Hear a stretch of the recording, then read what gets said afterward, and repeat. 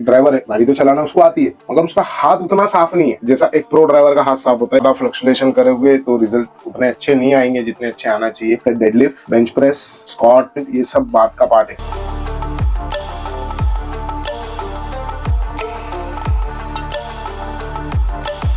Welcome to the day 20 of body recomp. आज है हमारा डे 20 फैट लॉस का, और कल का वेट जो था थोड़ा सा अप हुआ था जैसे आपने वीडियो में देखा होगा, मगर कोई बात नहीं, ठीक है, चलता है। उतना फ्लक्चुएशन वेट्स में होते रहता है। तो आज सुबह हो गई डे 20 की। ब्रेकफास्ट हम लोग ने किया जो था वो 5 बॉइल्ड एग और एक स्कूप वे। अब हम लोग कर रहे हैं अपना लंच और प्री वर्कआउट मील। तो लंच में सबसे पहले स्टार्ट करेंगे हम लोग एक सलाद से, जो है ककड़ी। उसके बाद में 4 अंडे की भुर्जी और 2 चपाती। सेम खाना रखना गाइस, सेम खाना रखना ही डिसिप्लिन है। एक जैसा खाना रखने से ही कुछ चेंजेस आ सकते हैं।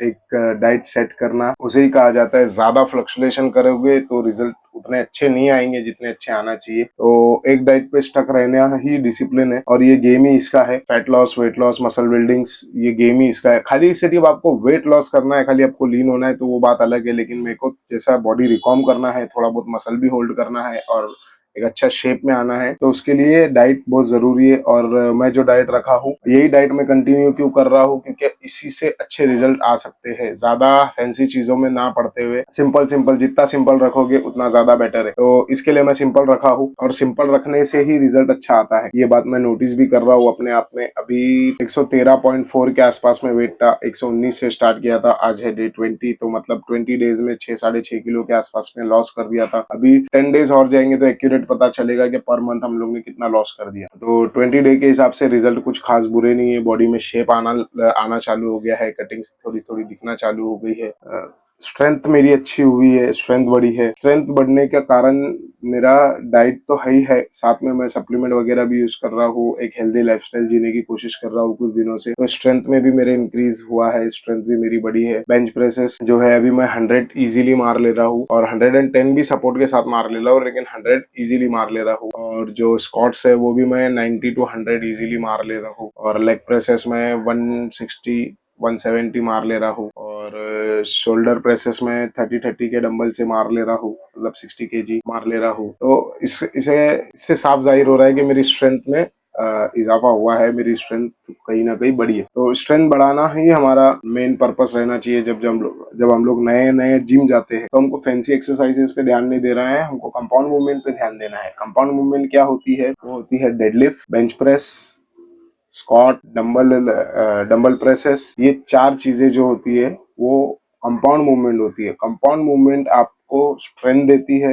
आपको स्ट्रेंथ इंक्रीज करती है। जैसे ये ओल्ड स्कूल एक्सरसाइजेस है, बेसिक एक्सरसाइजेस है, ये जरूरी है अपने आप को बिल्ड करने के लिए। फैंसी एक्सरसाइज, आइसोलेशन मूवमेंट, ये सब बात का पार्ट है। आइसोलेशन मूवमेंट भी बहुत एक अच्छा मूवमेंट होता है, लेकिन वो सब कंपाउंड मूवमेंट होने के बाद में। अगर आप जिम जाते हो और स्टार्ट करे हो अभी अभी, तो सबसे पहले अपने कंपाउंड मूवमेंट पे ध्यान करो, क्योंकि आपका जो वेट को स्टेबलाइज रखने का जो एक बोलते हैं ना, मिसाल देता हूँ आपको। एक ड्राइवर है और उसने नया गाड़ी सीखा है, गाड़ी तो चलाना उसको आती है, मगर उसका हाथ उतना साफ नहीं है जैसा एक प्रो ड्राइवर का हाथ साफ होता है, एक जूनियर ड्राइवर का हाथ साफ होता है। जूनियर ड्राइवर तो ऐसा उंगली से घुमा देगा स्टीयरिंग, कहीं भी मोड़ लेगा, कहीं भी कर लेगा, कुछ भी कर लेगा। लेकिन नया ड्राइवर वही जगह थोड़ा सा डर के चलेगा, थोड़ा सा ऐसा पकड़ के चलेगा, ऐसा दोनों हाथ ऐसे रखेगा। तो मेन इसमें भी वही गेम है, ये भी एक तरीके की स्किल है। जिम एक स्किल है। तो जब आप नए नए जाते हो, आपको वीडियोस में देख के और ये सब में देख के मूवमेंट बहुत इजी लगता है, लेकिन जब एक्चुअल आप वो बार पे रहते हो तब वो वेट जो भागेगा, कभी इधर भागेगा, कभी उधर भागेगा, कभी आपको जमेगा नहीं मारने, कभी आपको प्रेशर गलत आएगा, कभी आपका शोल्डर इंजर्ड होगा, कभी आपका एल्बो में दुखेगा। तो ये चीज होती है एक एडवांस, एक इंटरमीडिएट, एक एडवांस और एक बिगिनर के साथ। तो बिगिनर को ये प्रॉब्लम होती है। मैं अभी फिलहाल इंटरमीडिएट की स्टेज पे हूँ, तो मुझे ये प्रॉब्लम तो नहीं है, क्योंकि काफी साल पहले किया हूँ मैं और काफी ज्यादा हद तक किया हूँ, तो इतनी प्रॉब्लम नहीं है मुझे। लेकिन अगर बहुत से लोगों को ये प्रॉब्लम होती है, तो वो गाइज ये बात है, आप समझ लो एक नया ड्राइवर कैसा गाड़ी चलाता है और एक चूना ड्राइवर कैसा गाड़ी चलाता है। तो वैसा ही एक नया जो जिम बिगिनर है उसको तो समझने में ही 2-3-4 महीने लग जाएंगे। आप लोग खुद से क्या शक्तिमान नहीं बन जाना कि जाके फटाफट में ये वो मार लूं। नहीं, थोड़ा सा समझना पड़ता है, वेट कंट्रोल करना सीखना पड़ता है, एक्सरसाइज के फॉर्म सीखने पड़ते हैं। जब सब आपको आ जाएगा, आपका हाथ बैठ जाएगा। बेसिकली मैं कहना ये चाहता हूँ कि आपका हाथ साफ करना है आपको जिम पे। जैसे गाड़ी पे हम लोग हाथ साफ करते हैं, सीखने के बाद हम लोग को सीखना तो आ जाता है, लेकिन अब हाथ साफ करने की बारी रह जाती है। चलाने तो आती है मगर हाथ साफ नहीं है। तो वैसा ही जिम का भी है, आपको करने तो आता है मगर हाथ साफ नहीं है। तो आपको पहले हाथ साफ करना है, आपको पहले सीखना है, उसके बाद में आपको ये सब कंपाउंड मूवमेंट में स्ट्रेंथ गेन करना है। स्ट्रेंथ गेन करने से ही आपकी बॉडी में एक्चुअल रिजल्ट्स आएंगे। आइसोलेशन मूवमेंट और फैंसी एक्सरसाइजेस में उतने खास रिजल्ट्स नहीं आते। जब एडवांस लेवल पे चले जाते हैं हम लोग, जब हमारे को कंपाउंड मूवमेंट रिजल्ट देना बंद कर देते हैं, तब जाके फैंसी एक्सरसाइज हम लोग नए नए वेरिएशन ट्राई करते हैं, ताकि एक कुछ नया मिले, एक मसल को शॉक लगे। बाकी मेन जो बिल्ड होता है, जो हमारा बेस होता है, वो होता है बेसिक ओल्ड स्कूल एक्सरसाइज। अभी करते हैं अपना लंच और प्री वर्कआउट मील, और उसके बाद जाते हैं जिम। चलिए बाय।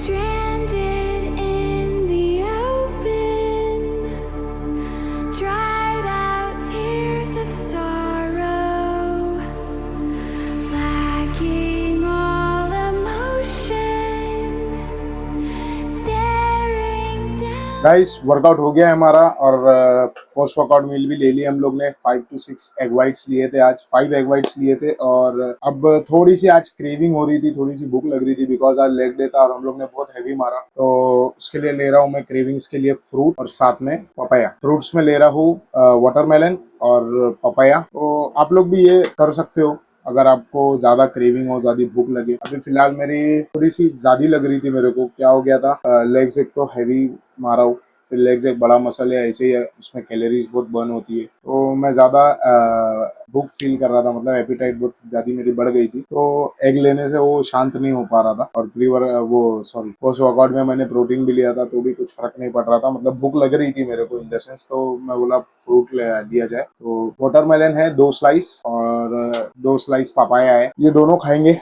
ये दोनों खाने के बाद में फिर कैसा भी करके खुद को शांत करेंगे और जाएंगे अपना वॉक कंप्लीट करने के लिए। वॉक करने के बाद में फिर हम लोग डिनर करेंगे, फिर और थोड़ा सा वॉक करेंगे। मतलब वॉक को 2 पोर्शन में डिवाइड किया हूँ मैं। अभी मैं 10,000 8 से 10,000 के स्टेप के बीच में चल रहा हूँ। तो 4,000 में पहले ही कंप्लीट कर लेता हूँ, और 4,000 जो स्टेप है मैं खाना खाने के बाद कंप्लीट करता हूँ, ताकि मैं जब सो तो ऑलमोस्ट मैं पूरी कैलोरीज अपनी जो भी खाया है वो बर्न करके सो, ताकि मेरे बॉडी में रिजल्ट्स एकदम अच्छे से अच्छे मिले। तो अभी गाइस ये सब फिनिश करेंगे, और एडिटिंग भी करना है। लैपटॉप खोल के बैठा हूँ मैं, आप लोगों के लिए वीडियो अपलोड करना है कल सुबह में। तो एडिटिंग करके जाएंगे वॉक पे। वॉक लेंगे, वॉक लेने के बाद में फिर डिनर करेंगे। डिनर करने के बाद में भी एक थोड़ी सी वॉक करेंगे। फिर आज का दिन होगा क्लोज, आज का दिन होगा खत्म। मिलते हैं आपसे कल डे 21 के साथ। तब तक के लिए good bye, take care, bye.